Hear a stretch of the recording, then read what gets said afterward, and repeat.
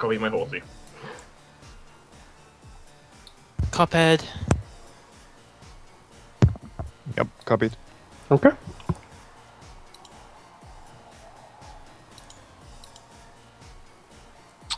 And we shall enforce.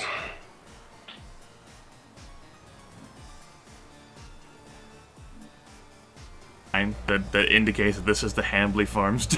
And you are here, Hambley. Yep. Alright, good. The party is coming from this direction. That was pretty good, guys. You know, I'm glad I actually got an athletics check exceeding 20. All I needed was to roll like a fucking 16, and you know, have Roldar show me how to do it. Get pissed off about the gnome doing it. It helps to have someone to look up to, you know. It's like, wait, I'm lost in a field here. Wait a minute.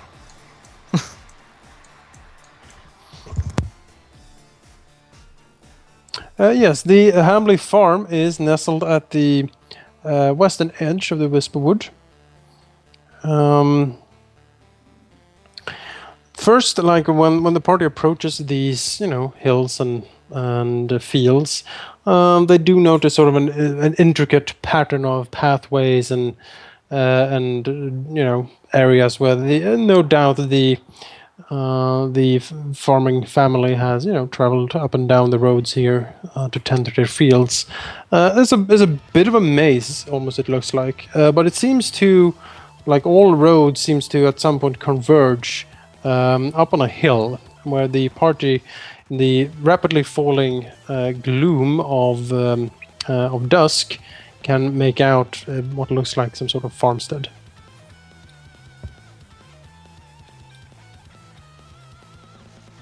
As the farmstead is over in the west, according to Rahal's own flavor text.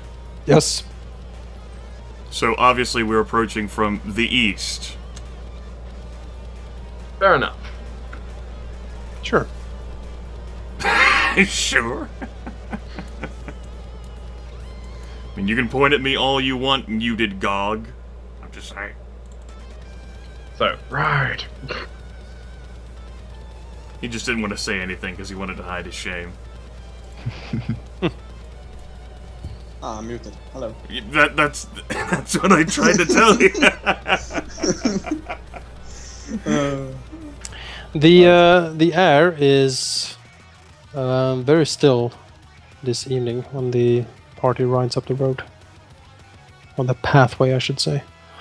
This is sort of fields with what looks like, you know, some sort of crop. Arenoss is not really sure. It is for this considered to be obscuring. It's basically obscures views. You can't really see very far in these crops. They're quite tall, and you get the feeling that something could indeed be lurking in there, and you would have no way of seeing it. So even if we are on horseback, we can't see? No, they grow quite tightly packed. Alright. I was counting on a crit there. I don't know. 13 is not stay correct. out of the beanstem. The atmosphere is almost deathly still. There's no birds. There's no sign of animals. What time is it? It is evening, around 7, 8 perhaps. The best course of action, considering the ruin, might actually be to create more fire and set all the stalks ablaze. That way, if there's any creatures hiding, they won't ambush us, and with the waning light, we'll actually have a better chance of seeing our foes. If they actually prey and stalk at night, they might be of the type that can see just fine even in pitch black. Do you think we should do this now, or? Well, yes. If there are actually scarecrows or some other form of demon beast lurking within the corn rows, I would rather not be jumped by them. I guess, but that would reveal our position pretty heavily, I guess. You're the one capable of expressing fire so vividly, Arenoss. It was but a suggestion to the party so that we don't find ourselves in an ambush. Yes. Welcome I to the actually team. don't know. We don't know if they're here or if they're a mile away from here.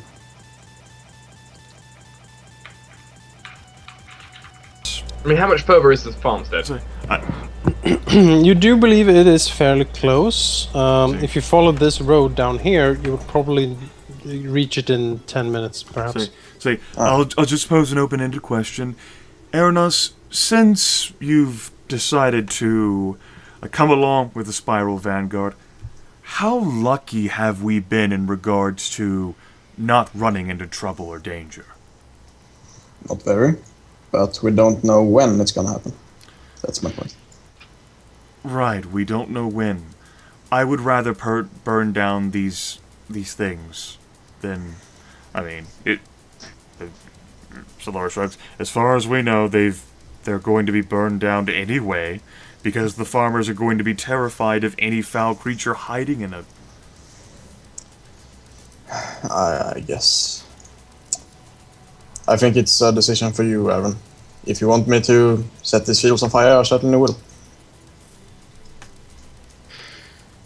Yeah. Erevan will sigh. I mean, speaking out of character, is just something I wanted to pose to the rest of the group. Like, seeing as how tall and thick they are, and we don't exactly have experience with weaving through and dealing with these. I mean, obviously we'd want to get back some distance and, let them burn out. But even if the smoke is clogging it, whatever enemies might be in probably can't see through thick, heavy smoke, so we'll be on the same fighting field.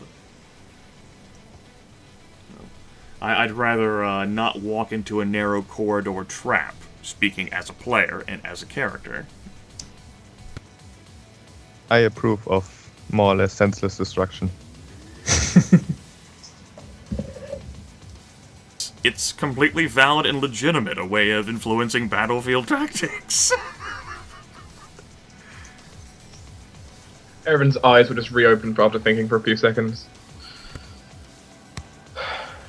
I do not want to destroy them, but Saloro is correct. It is probably the best course of action. Alright then. Take my horse and move back. I shall lead his horse as I...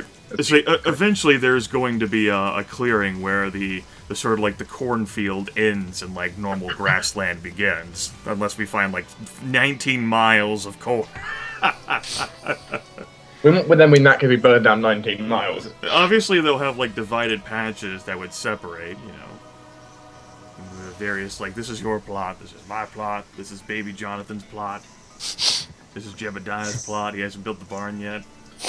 And they are all on fire. You know. And then I can use a thunder wave to dig like a fire ditch of sorts. Here, I guess Hold I on. can make Back up. one, like a fire breaker. Arenoss, Yes? you suddenly get the feeling that something is moving. And it comes from these collection of brambles and bushes. Arenoss will immediately cast fire over here. Okay.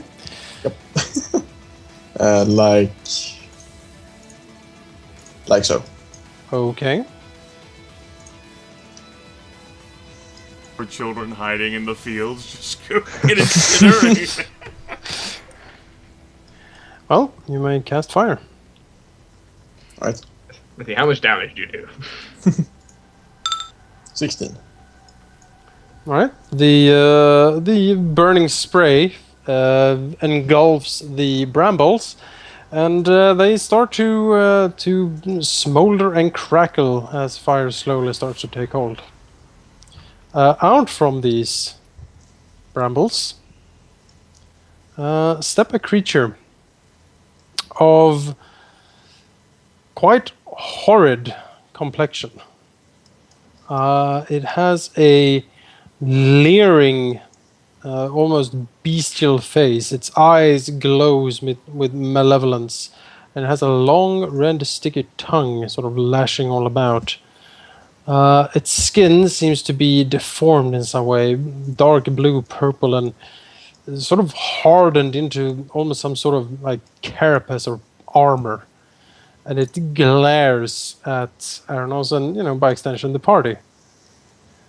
Well, well, well. Who has come to the old family fields to vandalize them? Well, he's completely invisible, DM. Yeah, if that was your intended... There you go. Ah. It's a bat.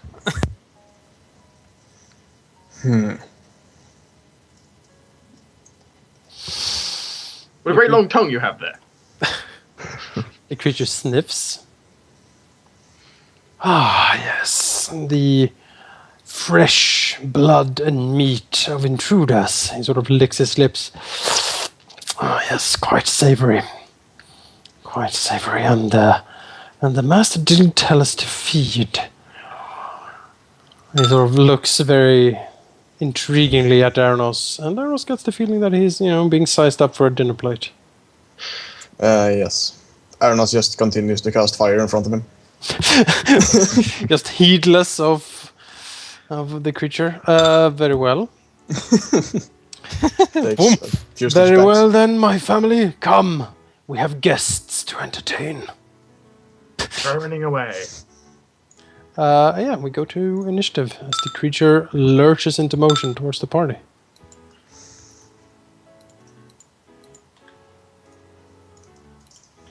Oh, +2 bonus on everyone. Right. Well, hey! That worked well. That was a 20 roll.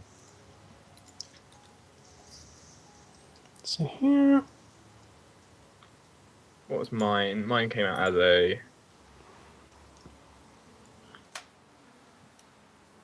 Mine came out as a 17. About only getting an 11 here. Should we maybe remove the horses? Yes, that might be a good thing for this. No, but the horses are there. They are there. They're there. I thought you moved them back Well, we did. more than like 5 inches. And then you decided to run so far up into the goddamn map that you triggered the fight. I didn't run up anywhere. I stayed in did- the exact same spot. You did state that you sort of move the horses back, so I can move them off the map. Just give a little area back here. I mean, my intended hope was that we moved so far back that we actually cleared the cornfield. But then burning spray right in the middle of everything. Okay, Here we go. that's something I Jump. control now.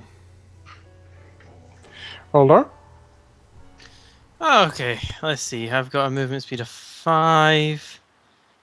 Nope. Let's see what Yes. if I go You can go here and Nope. charge only Hey. allows me a further 5, doesn't it? Yes, you can. There we go. Can I go there? There's fire there. There is brambles and smoldering stuff, but you can go through it. I would say you would probably take like 2 fire damage or something from wading through the fire. Well, can I take a minor after my move? Well, what do you mean? Like move minor and then charge? Yeah, Sure. cool.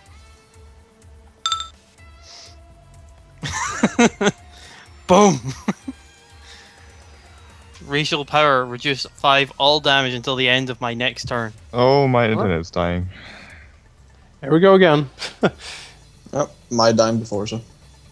And... charge?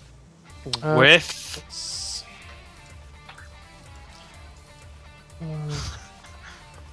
Yep. I rolled a 2 on that. It's No Alvyn. one. Oh well. Hey, how's it going? Just to say, just one thing before we end this. Mhm. Oh yes, of course. Put a ring on it. And that's the end of Roldar's turn. All right.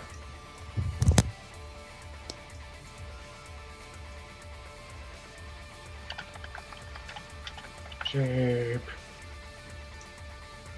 Yes. Sheep, are you in the server? No. No. I'm not sure why. Ah, it's burning, Hmm. burning. How? And Send you help. all sound like robots to me. That's not a good sign.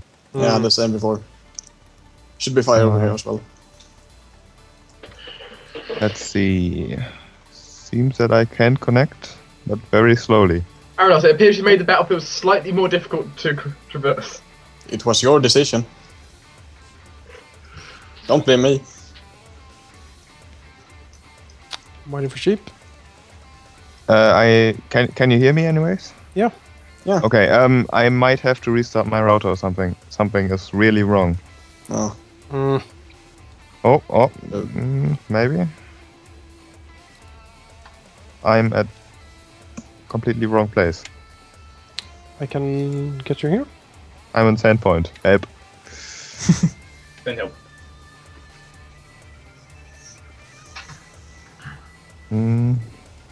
Loading. Mm-hmm. Okay, seems to work. Alright. And I'm contemplating whether this is a really big guy or just some random bad guy. Ah well. Alvyn, seeing as shit is about to go down, wants to try one of his new equipment things that he purchased, which is a... I can't click my macros. There we go. Potion of Clarity. Okay. I spent a healing surge without actually recovering any hit points. I'm not sure how I do that, but I'm at full HP, so that does nothing. And then I will use my daily. And I do have combat advantage because he hasn't acted yet. Indeed. And let's see if I hit. Critical. And I crit, okay. Sneak attack damage. Mm-hmm. It's maxed And on that a is crit. So, 18. 18, alright, that is horrific. And he gets 18 ongoing damage. Yep. That's kind of nice. And I use my movement to reload my crossbow, and that's my turn. Alright, it's him. Yeah, That hit SMW. You should describe this action that yeah. Alvyn took. you should. I didn't hear you. You all Describe. sound like robots still. Describe the crit. Alvyn, after jumping off his horse, making sure that his crossbow is ready, sees that this guy clearly doesn't mean any good to the party. He knows that it might be a good idea to finish him quickly, as with any foe really. So he decides to drink his new potion that he recently acquired on the market in Sandpoint. The merchant said that it had memory enhancing properties or something. He didn't really know, and Alvyn was in a spending mood, so he just bought it. And after drinking it, he clearly feels that he can concentrate better and hit better. And invigorated by his potion, he decides to try a new trick that he recently learned.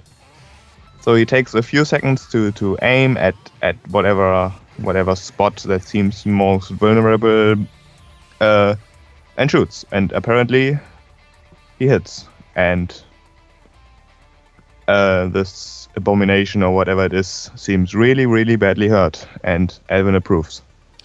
Black, sort of thick, viscous blood oozes from the horrible wound that Alvyn causes and continues to pulse out. And the creature, whatever it is, roars in anger as it leaps towards, well, the nearest thing, and that is Roldar.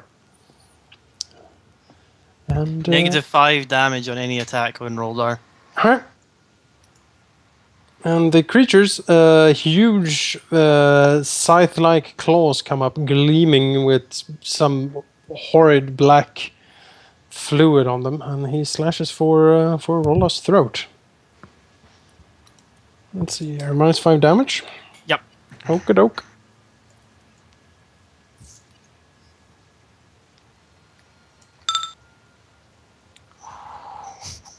(23 versus AC. That's a hit. Alright, 17 necrotic damage, and he regains 10. Alright, I'll damage myself. Yep.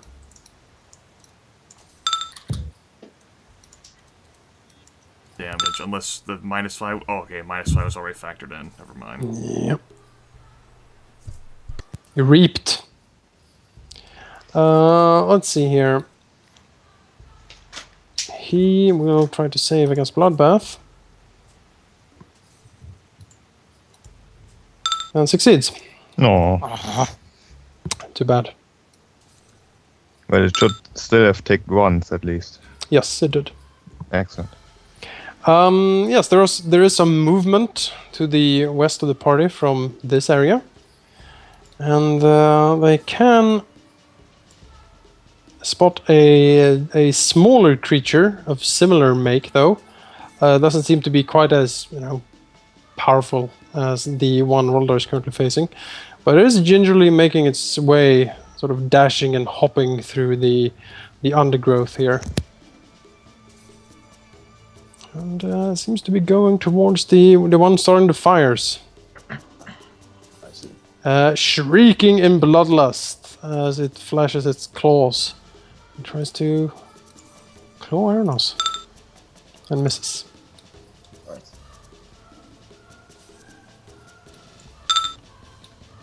Erevan? Well, this thing's blocked my charge. I feel sad. Arenoss, are you planning to move away from that creature?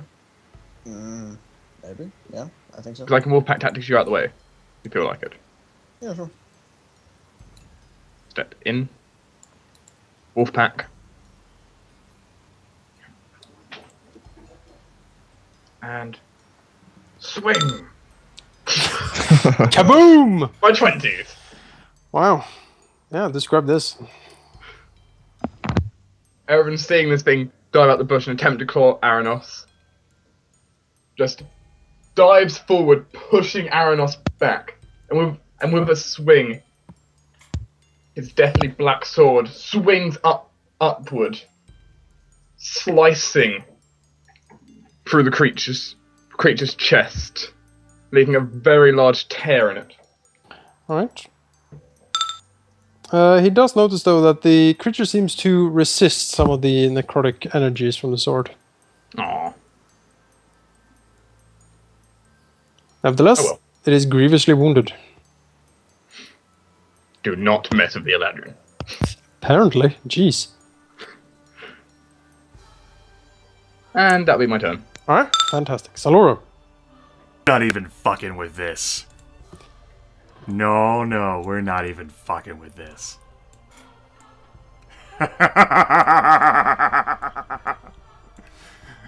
This cannot be good. No. Oh dear. Jesus! Saloro doesn't know whether there's any more of these little sons of bitches hiding in the fields, but he will figure out soon enough. Free action to rip the veil off of his face, fluttering into the wind behind him. And a standard action to cast Visions of Avarice. Here we go. Sweet. Saloro closes his eyes, his consciousness plunging into the metal construct containing his arcane lore. From its archaic walls as he pluck an ancient skill, and his eyes soon flash open, the storm gray manifesting golden pupils.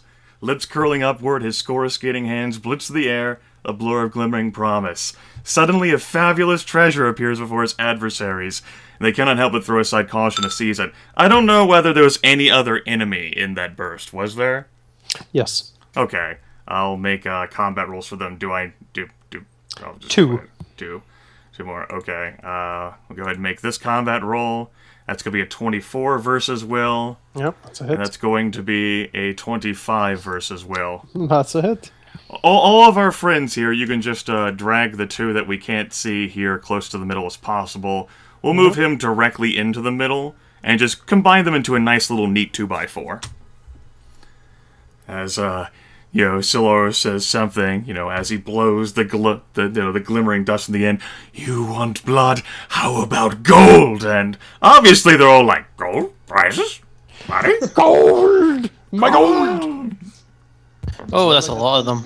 Should I get an attack against the guy? It seems No. actually as Saloro sort of manifests this fabulous treasure against the enemies, it seems like they all actually, even though they are horrific undead monstrosities, they seem to indeed react quite favorably to gold and just throw themselves at it. I don't have a macro for this, but they're all immobilized, and that's Okay. a save ins. Wow. Yeesh. Yep. Immobilized. Go save ends, you say. Yep. Oh dear. Yep, mobilize save ends. I will then use my Orb of Mental Dominion daily power, which is a no action. Use this power when an attack with this orb succeeds against the target's will defense. We're going to make that Kraid Hambley, since he was the asshole who decided to stick up his head. When the target makes a saving throw and gets an effect from that effect, he must roll twice and take the lower result. Alright. And now, fuck this. Saloro ain't even fucking around. Oh jeez. We're fucking done. move action. No games. +1 to hit. Yep. And the standard action, now that they're all gathered here together, immobilized, are they ready for prizes? I bet they are ready for prizes. Oh dear. That's right. Let's see here. Now, we'll go ahead and grant my combat advantage from illusion on Kraid Hambley as well, courtesy of my my fucking goddamn resplendent gloves. Mm-hmm. So I'll have combat advantage against him as I cast my color spray on these immobilized bitches. Come here. You know you want prizes. Yes you do. Yes you do. You totally want prizes. Who's a good prize? Aww. Ooh, radiant. I rolled 2s on some of those. Very sad. Well, you know what? I think we need Memory of 1,000 Lifetimes on Will's the closest one. Let's think about that really hard, Saloro. Would a 16 hit his Will? Yes. Alright then, he will take 12 radiant damage, except for the fact that he might take more than 12 radiant damage. Yes, Radiant burns these creatures. That's right. As a Saloro, I'll go ahead and add the Fun Daze effect to them as well. Now they're dazed! I like this. Saloro, This is good. after having cast forth his robe, summons the incredible, inexhaustible might of his wizardry skill, and all of them are like, prizes? They all dive in, including 2 from the cornfields, getting stuck as they're swimming around in what appears to the others to be like transparent piles of platinum and gold. As Saloro then charges forth, extending his hand, and while they're all completely distracted by money and prizes, burns them all with the searing, radiating, scintillating colors. But it doesn't matter, because prizes! Prizes! It burns! That's right, prizes. End fucking turn. Game, set, match. Let's see. Did Liz actually get dazed because she didn't get hit by the color spray? Just ended up selecting them all by accident. Alright, I'll move that. She's free. She's just immobilized. Yep. Arenoss. Alright. Burn, baby, burn, I guess. And, You really do want to see the world burn today. yup. Burning spray. Let's target all of these. Do I get any pluses? No? No. Well, they are combat advantage against the dazed ones. Ah, yeah. So all except this, alright.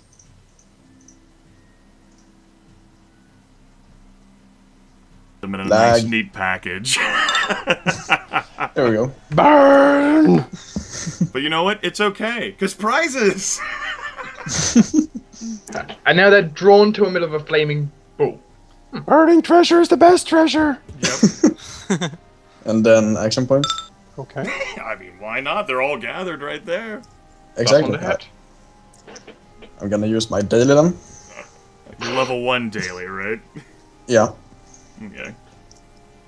And then +1.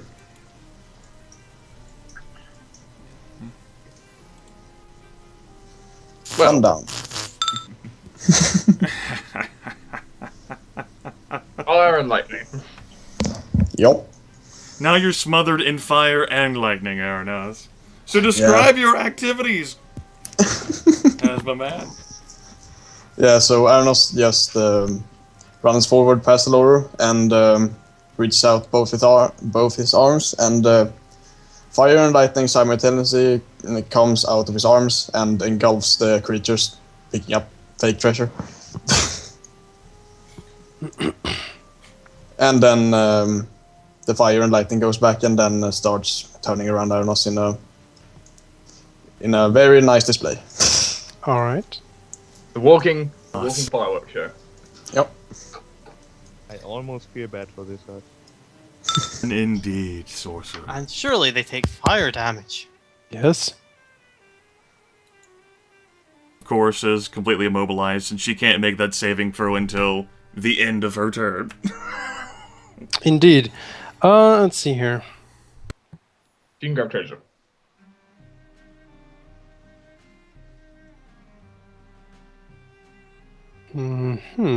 She can do anything that doesn't involve moving. Like Yes. perhaps she wants to attack Delvin. She. She's thinking. If she wants the money to herself, so she'll attack. She. My money. That would be even worse.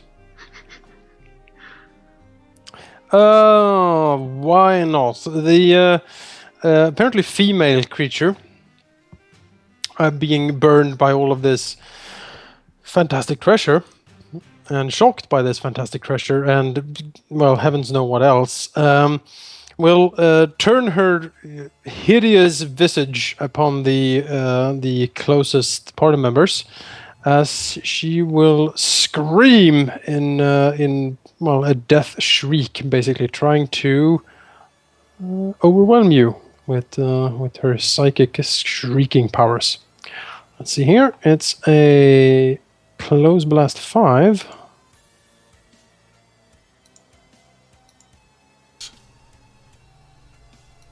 It's a bit like that. Does it? I don't suppose this also targets her ally too, does it? No, Damn it. this is enemies in burst Curses. or in blast. Oh dear. Look what you've done to my visions of avarice! Look treasure what is you've done to gone. my promise! Control Z. There's a hole in the treasure. Take it back! Put it back! Help! Put it back! Control Z. I can't. It won't go back. You can't put my prizes back? Put it back! No. There we go. Oof.